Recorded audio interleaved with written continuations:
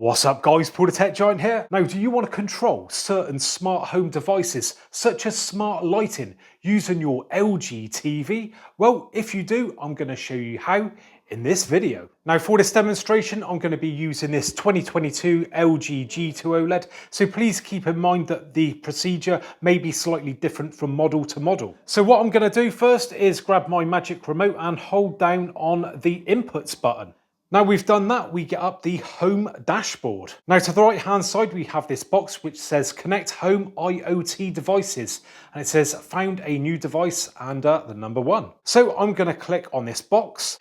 Then we have two options available to us. So we have LG devices and other IoT devices. IoT devices such as lights, switches and plugs. Now if we go down to list of compatible devices, we can see there it comes up with some examples of things that are supported. So we've got stuff there from IKEA, Bosch, so things like blinds, IKEA lights, Philips Hue lights, which is what I've got myself, different model numbers there, LifeX, TP-Link, smart plugs, Wemo, so on and so forth. Now because I've got Philips Hue bulbs around the house, the TV has automatically detected the hub for those bulbs, and that is indicated just here by that number 1. Now it is important to point out that the compatible devices need to be on the same network as the TV. So what I'm going to do now is click on that other IoT devices.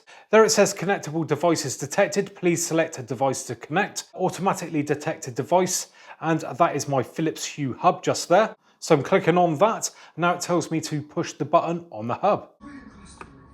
And now I've done that, I'm now going to click on next. There we go, it says the device is successfully connected. Check and control the status of your registered devices on your TV now. And finally, I'm just going to go and click on done. And there we go, all my bulbs are showing up there on the TV. How simple was that? I've not had to individually pair them up or anything like that. And I can now go into each of those bulbs. So I'm going to say go on the kitchen. I could maybe turn that on or off if I wanted to, but I could adjust the brightness levels from here.